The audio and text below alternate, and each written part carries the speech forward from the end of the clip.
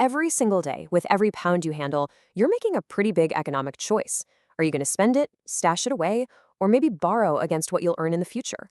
Well, in this explainer, we're going to pull back the curtain on the invisible forces that really shape these huge decisions we all make at home.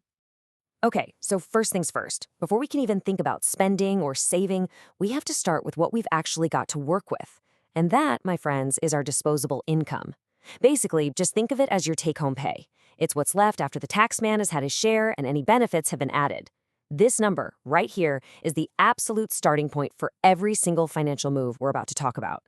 So, here's our game plan for today. We're going to start with what's in your wallet, obviously. Then we'll get into that powerful urge to spend we all feel.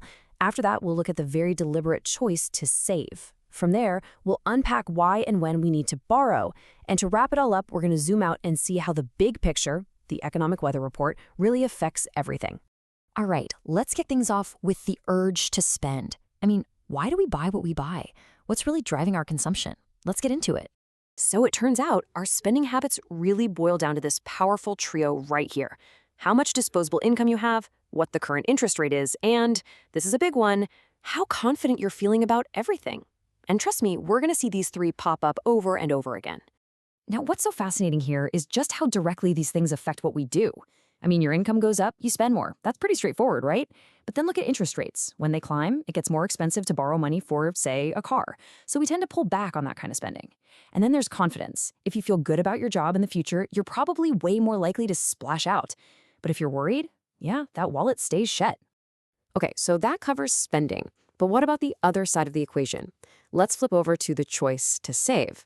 And really, all that is deciding to put off today's spending for something down the road, whether that's a house, a vacation, or just retirement. And what do you look at that? Our same three friends are back. Income, interest rates, and confidence. But they work a little differently here. More income, especially if you're already a high earner, usually means you save more. Higher interest rates? Well, that's a direct reward for saving. You get more back, so it's a great incentive. But here's the kicker. When confidence is low, when we're scared about what's coming next, our instinct is to save like crazy. So it's easy to say higher interest rates make you want to save. But what does that actually mean for your bank account? How much of a difference are we really talking about? Okay, let's put some real numbers on this. Say you've got £7,000 saved up. At a 4% interest rate, you'd earn £280 in interest over a year. Hey, free money, right? Not bad.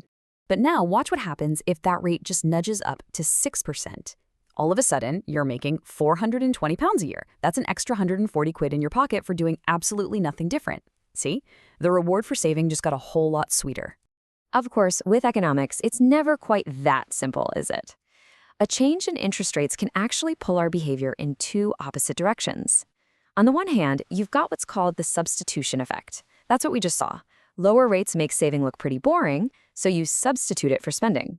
But then there's the income effect. Imagine you're retired and living off the interest from your savings. For you, lower rates mean a pay cut. So to reach your goals, you might actually have to save more. It's this constant, fascinating tug of war. And that leads us right to our third big decision, borrowing. This is all about pulling your future earnings into the present. It's spending tomorrow's income today. And you guessed it, those same three key factors are driving the bus here too. A higher income means you can handle repayments better, so banks are more willing to lend, and you might borrow more. Lower interest rates, well, that just makes loans cheaper, so it encourages borrowing. And high confidence makes us way more willing to take on some debt for those big life purchases. Let's make this real. Imagine you take out a £20,000 loan. If the interest rate is 7%, you're looking at paying £1,400 just in interest for the year. That's the price tag for borrowing that money. But what if that rate goes up to 9%? Now your annual interest payment jumps to £1,800. That's an extra £400 a year. Suddenly, taking on that debt doesn't look quite as appealing, does it? Now, here's a really important reality check. Access to borrowing isn't the same for everyone. As this quote lays out so clearly, banks are always going to be more comfortable lending to people with higher incomes and more wealth. And why wouldn't they be? They're just seen as a safer bet. This means that folks with lower incomes can find it a whole lot harder to get credit when they need it. So we've seen how these forces of income, interest, and confidence work on us as individuals. But what happens when the whole economic climate changes? Let's zoom out for the economic weather report, where sometimes the normal rules just get thrown out the window. And this brings us to a really powerful idea, something that's so fundamentally human. Sometimes our fear is just stronger than the price tag. Pure emotion can completely take over and make us ignore those neat and tidy economic rules, especially when things get scary.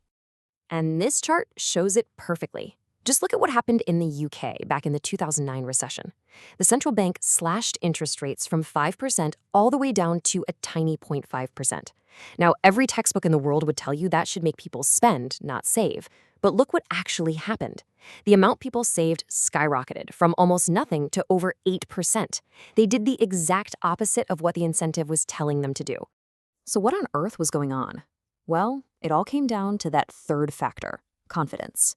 Or more accurately, a complete and total lack of it. People were terrified of losing their jobs. They were watching the value of their homes plummet. It was almost impossible to get a loan because of the credit crunch. When you're facing that much gloom and pessimism, those super low interest rates just don't matter anymore. Fear took over, and people held on to every single penny they could.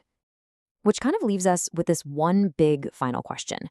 We've seen how our income, interest rates, and especially our collective mood are constantly pushing and pulling us. These choices aren't just about us. When millions of us decide to spend or save or borrow all at once, that becomes the engine of the entire economy. So knowing that all these powerful forces are always swirling around, who's really in control of your next financial decision?